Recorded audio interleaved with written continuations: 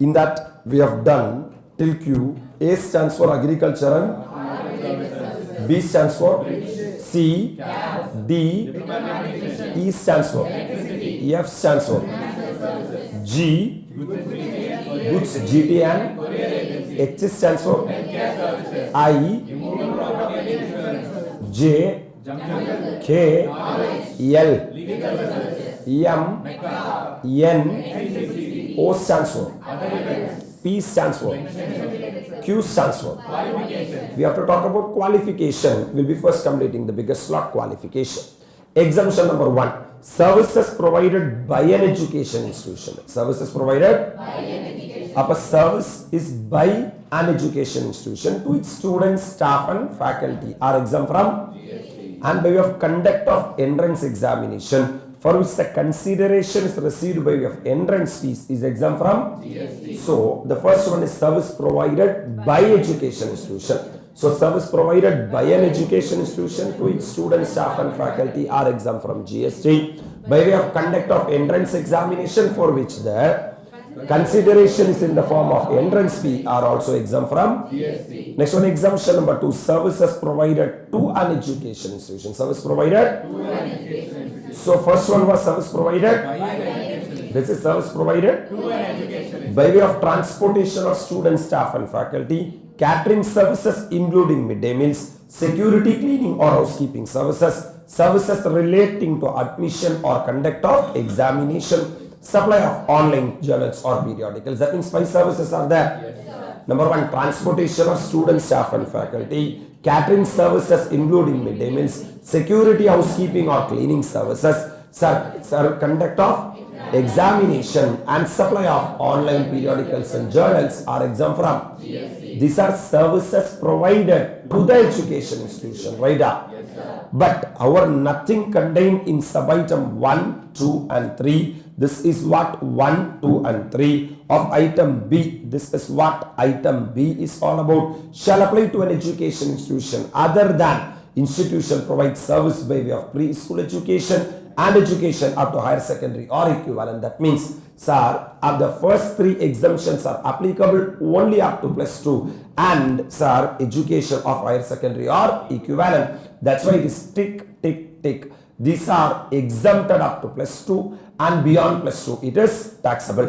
Besides this, nothing contained in item 5 of item B. That is the last, the 5th item. That is supply of online journals and periodicals applied to an institution providing by way of preschool education and education up to higher secondary or equivalent and education as a part of a curriculum that is approved vocational education courses. That means the last one is exempted only beyond +2. That means up to +2 is taxable. Whereas the 4th point is, my dear lovable students, irrespective of the education institution, it is fully exempted whether it is up to +2 or beyond +2. So we usually used to say this in class, tick, tick, tick, into tick, it is dash tick. Are you really with me? Yes, the first 3 things are, my dear lovable students, are exempted only up to +2 and the 4th one is applicable for everyone exemption and the last one is applicable exempted beyond +2. Right up? Yes, we are having sufficient example to understand that and we have everything has been done in the class.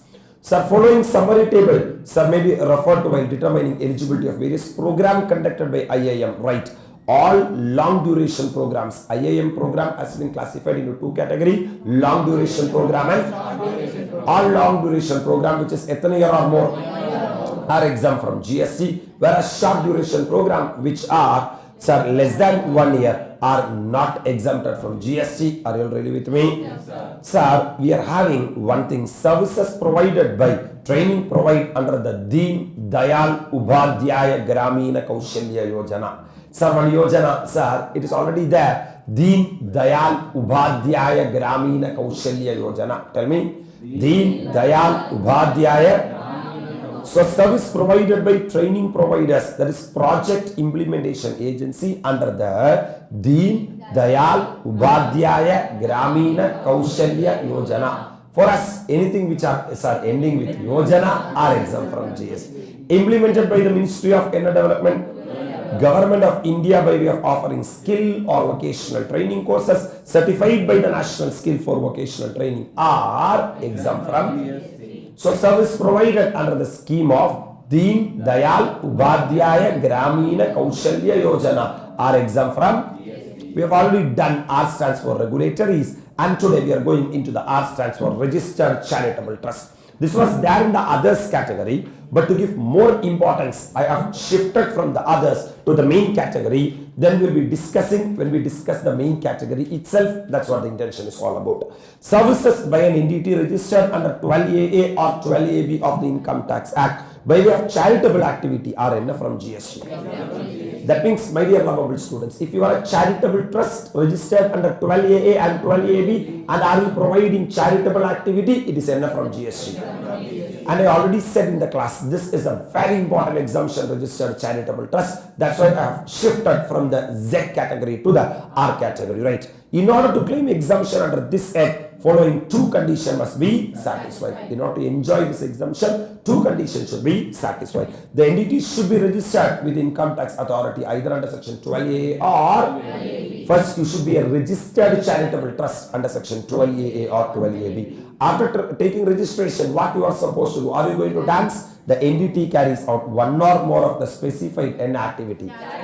You should engage in the charitable activity. You should engage in the charitable activity. It implies that tax is payable on any service other than by way of N activity to any other person provided by an entity registered under 12AA or 12AB of the Income Tax Act. That means it's a dual condition, cumulative condition. You should be a registered person as per 12AA or 12AB. Hello, sir. And also, you should be engaged in the providing charitable activity in India. Question arises, what is the definition of charitable activity? We have to answer that. Yeah.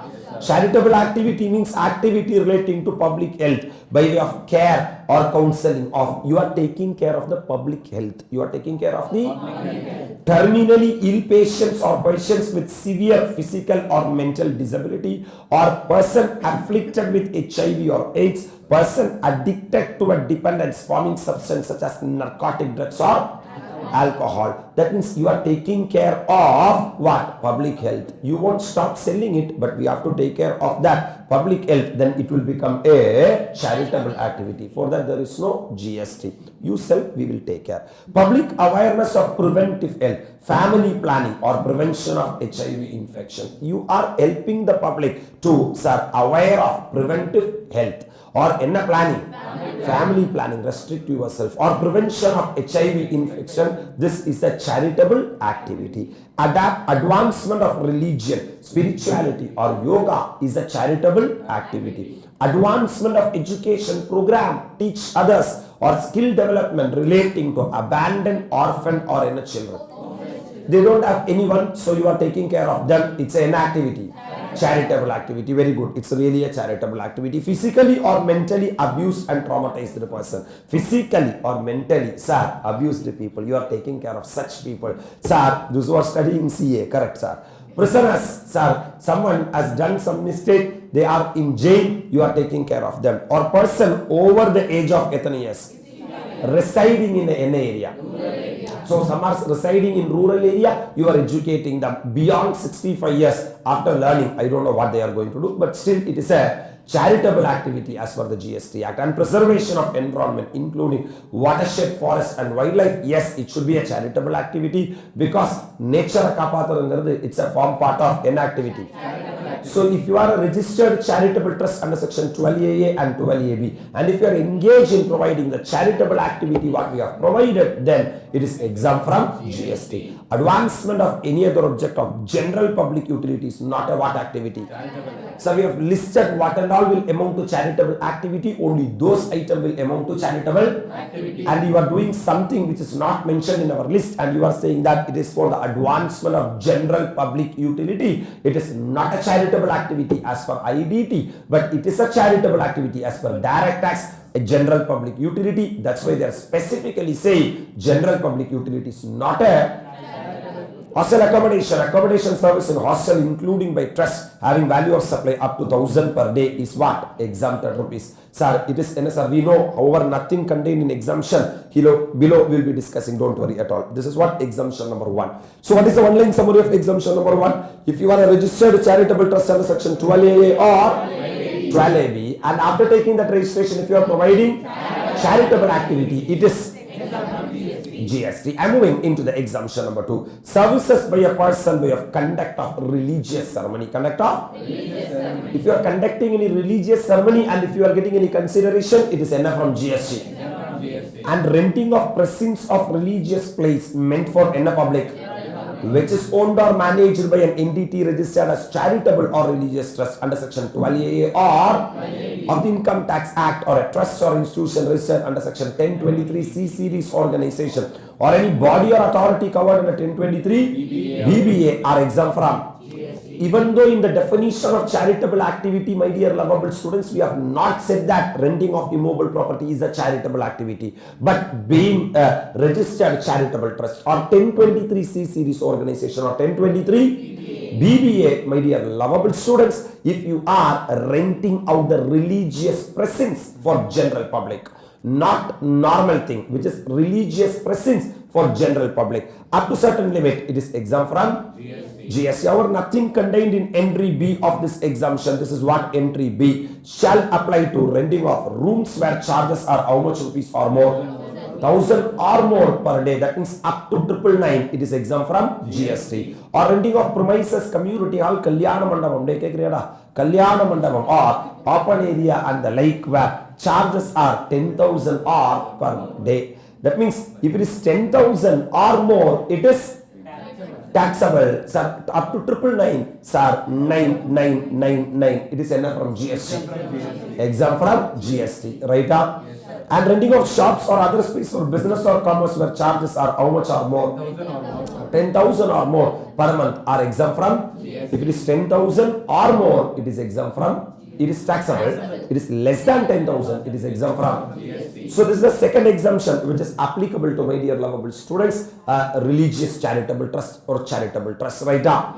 If you are in a renting of residential dwelling, residential dwelling religious presence. So none other than religious presence are covered here, correct? Residential dwelling cover avale. Sir, actually, sir, definition of charitable activity in the item illa. But if you are renting of religious presence to a general public, which is owned or managed by registered charitable trust under section 12A or 1023C series organization or 1023 BBA are exempt from. Are you really with me? Whereas this exemption will not be applicable if the rent is 1,000 or more per day, or 10,000 or more per function, or 10,000 or more per month for a shop. Then it is NSR taxable. I'm moving into exemption number 3. With regard to the registered charitable trust, services by a specified organization in respect of NA pilgrimage facilitated by the government of India under bilateral agreement are exempt from. This we have already discussed in the M stands for Mecca, and exemption number 4. Services provided by of training or coaching in recreational activity relating to art or culture, very important, by a what? Individual. Not by everyone. Art or culture only by the individual. And sports by charitable entity registered under 12A or 12AB are exempt from. So you are engaged in the training or coaching in recreational activity. What activity? Relating to what or what? Culture by a or sports by charitable activity. That means sports is applicable only for an entity. That means if any other person is providing sports, it is not exempted from GST. It is taxable because it is commercial in nature. Are you really with me? But if a charitable activity is engaged in training or coaching in recreational activity or sports, then it is enough from GST. Exempt from GST. Are you really with me? Yes, sir. With this NSR, the biggest exemption of R stands for regulatories and registered charitable trust comes to an I'm moving into the next one, the hero, that is SS stands for Sarkar is the call. Sarkars, we are classified in two categories, services provided by government and services provided. Right, sir. Service provided by government, we can have 15 exemption, right? Service provided by government, we can summarize like this, man. Sir, what is our general statement? Any services provided by government or local authority is fully exempted except for services, right? Services provided by Department of Post, services provided by aircraft or vessel either inside or outside the precincts of the port, services provided by transportation of goods or passengers, and service provided by government or local authority to in that it's a 3+1 concept. The first three things are forward charge mechanism and the last one is a reverse charge mechanism, right? So they have changed like that. Service provided by government, services by central government, state government, union territory or local authority, excluding the following services. So what is the takeaway? Any services provided by government or local authority is fully exempted except 1, 2, 3, 4. If this fourth service has been provided by government or local authority, it is taxable, right? Number one, services provided by ANM Post, Department of Post, service in relation to aircraft or vessel either inside or outside the transportation of goods or passengers, or any service other than covered in A to C above provided to a NINDT. So these four things are taxable, my dear lovable students. So four services always taxable. Services provided by government or local authority are fully exempted except service provided by Department of Post, service in relation to aircraft or vessel, transportation of goods and passengers, or any other services provided to NINDT, business entity. So from this what we have understood is any services provided by Department of Post is taxable, right?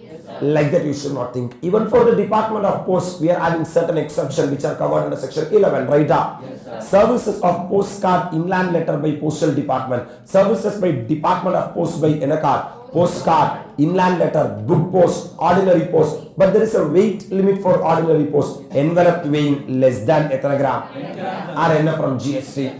So, any services provided by Department of Post are not taxable. They are also having the first exemption is services by ANM Post by way of postcard, inland letter, book post and ordinary post, whereas the envelope weighing 1 gram less than 10 gram are exempt from GST. And service by of granting national permit to a goods carriage to operate throughout India or contiguous states are exempt from GST. This exemption is with regard to transportation of goods and passengers, not with the post, my dear lovable students. Hello, sir. Yes, sir. With regard to the post, we are having only one exemption. Can you repeat that exemption?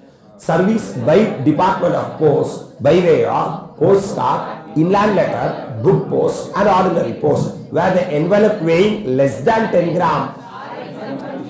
We know that there is no section 11 exemption relating to aircraft or vessel. Aircraft or vessel ki ennave kadayadu. So the next one is transportation of goods and passengers.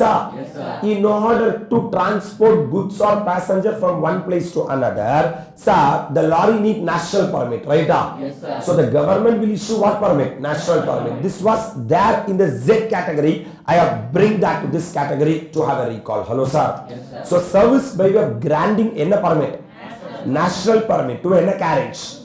Goods carriage means lorry, correct, or tempo. So without national permit, they cannot go from one state to another state, correct? So it's a duty of the government to issue the national permit to operate throughout India or contiguous states are exempt from GST. Are you all really with me? Yes, sir. So transfer of money through money order, operation of savings account, issue of postal order, pension payment and such other service are exempt from GST. Services by way of ordinary post, envelope weighing 1 gram or more, registered post, speed post, express parcel post, life insurance, agency services provided to a person other than government or union territory are not exempted because sale is taxable. Yes, are you remembering sale? Yes, S stands for speed post, agency services, life insurance services and express parcel post is taxable, correct? Yes, service provided by police or security agencies of government to PSU or private business entities are not exempt from. Yes, if any service has been provided by the police or security agencies of government, hello sir, yes, It is not exempt from GST. It will fall under the category of service provided by government or local authority to an entity. Business entity, then the business entity is liable to pay tax on reverse charge basis, right? Yes, sir. We are having, sir, service provided by government or local authority to a business entity, correct? It is having totally 15 exemption, my dear lovable students. In that part number 1, exemption number 1. Services provided by one government or local authority to another government or local authority are exempt from. Number 2, second one, 2 things are there. Services provided by government or local authority to a business entity where the consideration does not exceed 5,000, right? Yes, sir. And exemption number 2, services provided by government or local authority to a business entity whose turnover in the immediately preceding previous year does not exceed the threshold limit for registration are exempt from. GST. Are you all really with me? Yes, service provided by central government, state government or local authority by way of registration required under any law or testing, calibration and safety check are exempt from. And the 5th one, the 5 exemption, service provided by government or local authority by way of issuance of passport, visa, license, driving certificate, birth certificate, death certificate are exempt from. GST. Are you all really with me? Yes, sir. That's it with regard to the first 5 exemption. I am consolidating. This is how we have discussed in the class. Services provided by one government or local authority to another government or local authority are. The second one is 2 things, 2 monetary limits. Service provided by government or local authority to a business entity where the consideration does not exceed 5,000 are exempt from GST. Services provided by government or local authority to a business entity whose turnover in the immediately preceding previous year does not exceed threshold limit for registration are exempt from GST. Now, point, services provided by way of service provided by government or local authority to a business entity by way of registration, calibration, testing and safety check are exempt from. Another exemption, 5 point, service provided by way of issuance of birth certificate, death certificate, passport, visa, driving license are exempt from. I am moving into the part number 2, the next 5 exemption. Are you all really with me? Yes, sir. Exemption number 6, which is service provided by government or local authority by way of, sir, allocation of natural resources to an individual farmer. The second state is starting with the individual farmer are exempt from. GST. And exemption number 7, we are having 2 things. Actually, this is covered in neither supply of goods nor supply of. Even they have been included in the exemption list of section 11 also, right? Services provided by governmental authority by way of activity in relation to any function entrusted to a municipality under Article 243, which is a statutory function entrusted to a municipality under Article 243W of the Constitution, and the similar services by governmental authority by way of panchayat under Article 243G of the Constitution are exempt from. So the first one in set number 2, service provided by government or local authority to an individual farmer by allocation of natural resources, statutory function entrusted to a municipality under Article 243 and a statutory function entrusted to a panchayat under Article 243G of the Constitution. The next one, sir, services provided by way of tolerating or non-performance of a contract for which the fine or liquidated damages. The 4th point is fine or any damages, liquidated damages. Sir, we have asked the government to construct one bridge. Yes, they have not, the party has not constructed the bridge within 6 months and the government has tolerated that act, and for that fine or liquidated damages there is no GST. The last one, sir, service provided by central government, state government, union territory by deputing officers after NHAS officers for which the NH charges, merchant overtime charges. This is set number 2, my dear lovable students. Are you able to remember? Yes, sir. This is a very good, brilliant revision for you because Sarkar, everything will NSR bring you. Hello, sir. Yes, sir. So the part number 1, I'm consolidating for you. There are 5 exemptions are there. Services provided by one government or local authority to another government or local authority. Service provided by government or local authority to a business entity where the consideration does not exceed. Service provided by government or local authority to a business entity whose turnover in the immediately preceding previous year does not exceed threshold limit for. Service provided by government or local authority by way of registration, calibration, safety check and testing are exempt from GST. Service provided by government or local authority by way of issuance of passport, visa, license, birth certificate, death certificate are exempt from. Leave the first part, coming to the second part, man. Second part number 1, service provided by government or local authority by way of allocation of natural resources to an individual farmer are brilliant to the core. Service 2, next second one is 2 things, sir. Statutory function entrusted to a municipality under Article 243W of the Constitution, and statutory function entrusted to a panchayat under Article 243G of the Constitution are exempt from. Fourth point, F point, fine point, service provided by way of payment of fine or liquidated damages are exempt from GST. For tolerating any act are exempt from GST. Service provided by way of payment of merchant overtime charges and customs are exempt from GST. I'm moving into part number 3, the last part, my dear lovable students. Service provided by central government, state government, union territory to their undertaking or public sector undertaking by guaranteeing the loan, right? So they are undertaking one loan, they will be taking loan, and the central government or state government will want the loan. For that they will be getting the guarantee fee. It is exempt from what? GST. So this is only one G, correct? Yes, so the first one is only one letter G. Service by way of government, service provided by a government entity to the central government, state government, union territory, local authority, or any other person specified by central government, state government, union territory, or what? Against consideration received from these guys in the form of grant. So, sir, government grant are exempt from GST. So, the last point, no. The first one is only 1G. Sir, the next one, 2G. Correct? Yes, sir. Sir, I know that these are not modern technique of teaching. These are old technique, man. That's why it is old age form. The third one, 3 letters are there. Are you really with me? What can I do, man? Sir, services by a NA age home, old age home, by an NDT registered under section 12AA or... So this exemption will be squarely applicable for the registered charitable trust also, right? Sir, either by the registered charitable trust under section 12AA or of the Income Tax Act who is resident aged 8 years or more.